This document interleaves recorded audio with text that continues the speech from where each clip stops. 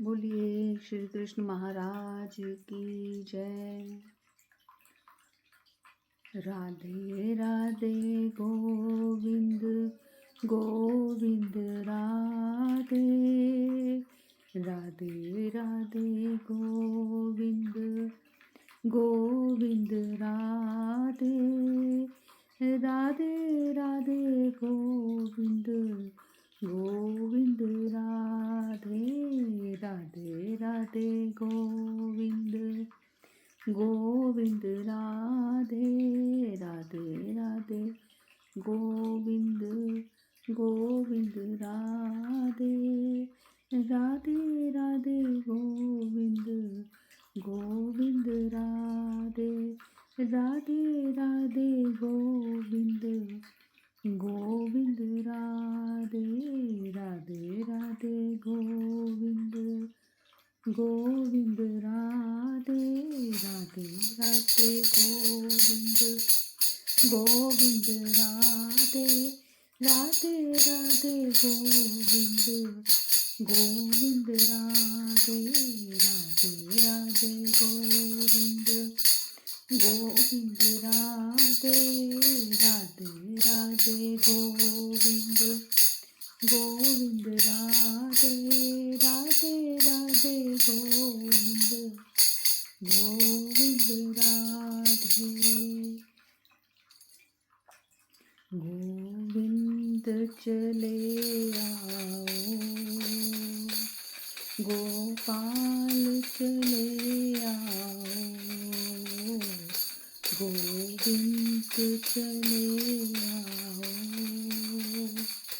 गोपाल चले आओ। गोविंद चले आओ गोपाल चले आओ। बोलिए राधा कृष्ण की जय। चलिए आज आगे और बढ़ते हैं।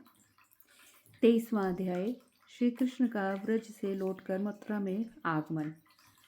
श्री नारद जी कहते, राजन, साक्षात भगवान श्री कृष्ण व्रज में कई दिनों तक रहकर सबको अपना दर्शन दे मथुरा जाने को उद्यत हुए। 9 नंदों 9 उपनंदों 6 वृष भानुओं तथा वृष भानुवर और ब्रजेश्वर नंदराज से मिलकर कलावती, यशोदा, अन्य अन्य गोपियों तथा गौओं के गणों से भी भेंट करके आश्वासन और ज्ञान दे सबसे विदा लेकर माधव चंचल अश्वों से जुते हुए अपने दिव्य रथ पर आरूढ़ हो मथुरा जाने की इच्छा से नंद गांव से बाहर निकले। उनके पीछे पीछे समस्त मोहित व्रजवासी बहुत दूर तक गए।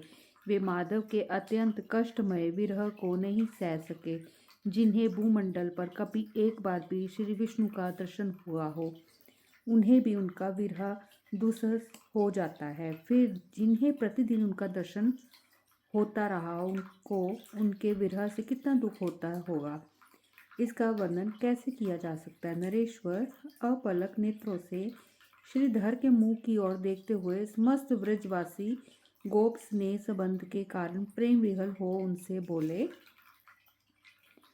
गोपों ने कहा, श्री कृष्ण, तुम फिर जल्दी आना और हम समस्त व्रजवासियों की रक्षा करना। जैसे पूर्व काल में तुमने देवताओं को अमृत प्रदान किया था, उसी प्रकार अब हमें अपने दर्शन की सुधा का पान कराते रहना। देव, केवल तुम ही सदा यशोदा के आनंददायक हो। तुम ही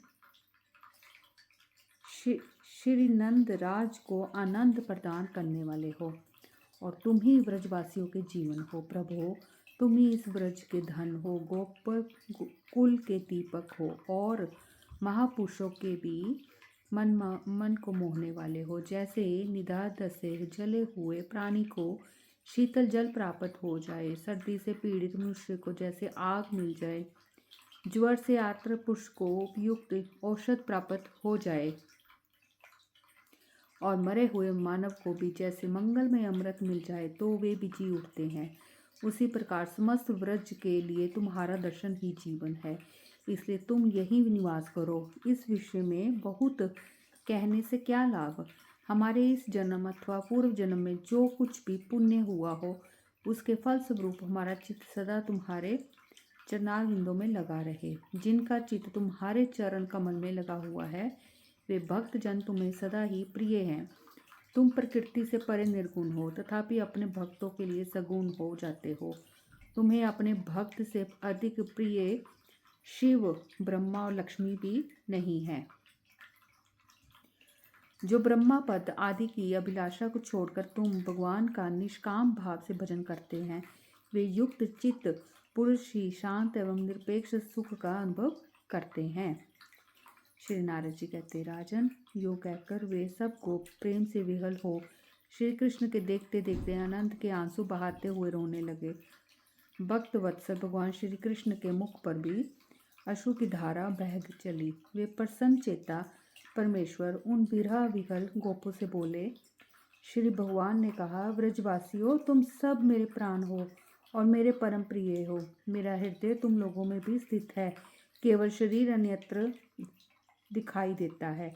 मैं प्रतिमास तुम सबको देखने और दर्शन देने के लिए आऊँगा, ये वचन देता हूँ। मन से मैं दूर नहीं हूँ, मन ही सबका कारण है। हे गोपगण, यादवों से युद्ध करने के लिए जरासंध आया है, अतः यदुवंशियों की सहायता के लिए मैं जाता हूँ। तुम्हें शोक नहीं होना चाहिए। श्री नारद जी कहते, राजन, इस प्रकार उन गोपों को बार बार आश्वासन दे फिर लौटकर यशोदा सहित नंदराज को दूसरे रथ पर बिठाया और श्री दामा आदि सखियों को साथ ले उद्धव सहित रथ पर आरूढ़ हो वे सर्व कारण भगवान मथुरा को गए। फिर वीर जब तक रथ उसमें जुटे हुए 100 वेगशाली घोड़े और फहराती पताका से युक्त तिरंगा ध्वज तथा उड़ती हुई धूल दिखाई देती रही, तब तक अन्य ब्रजवासी भी वहीं खड़े रहे। फिर वे अपने घर को लौट आए। श्री कृष्णचंद्र का ये परम उत्तम विचित्र चरित्र मनुष्यों के महान पापों को हल देने वाला है।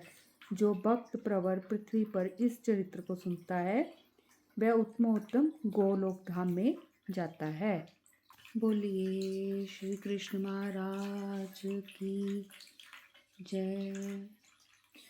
24वां अध्याय, बलदेव जी के द्वारा कोल दैत्य का वध, उनकी गंगा तटवर्ती तीर्थों में यात्रा, मांडुक देव को वरदान और भावी वृत्तांत की सूचना देना, फिर गंगा के अन्याय तीर्थों में स्नान दान करके मथुरा में लौट जाना।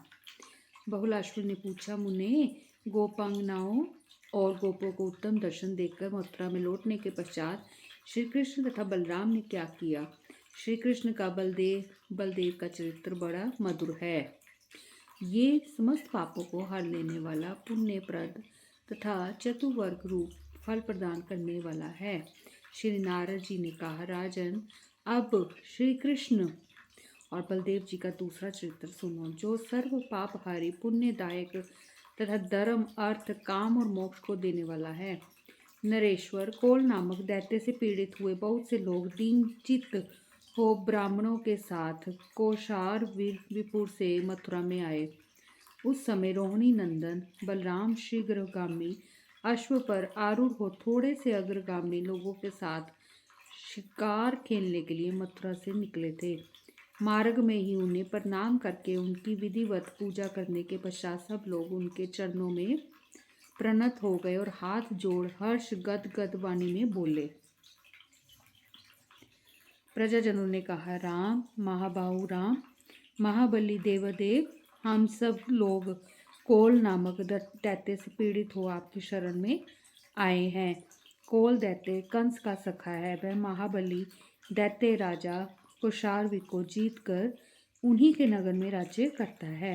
राजा कुशारवी उसके भय से गंगा तट पर चले गए हैं और वहां पुनः अपने राज्य की प्राप्ति के लिए अत्यंत जितेंद्रिय हो अपने आपके चरण कमलों का भजन कर रहे हैं। विभ्रो, आप उनकी सहायता कीजिए। हम उन्हीं की शुभ प्रजा है, जिनका उन्होंने पुत्र की भांति पालन किया है। उनके संरक्षण में हम लोग बड़े सुखी थे। प्रभु, अब दुष्ट कोल हमें निरंतर पीड़ा दे रहा है।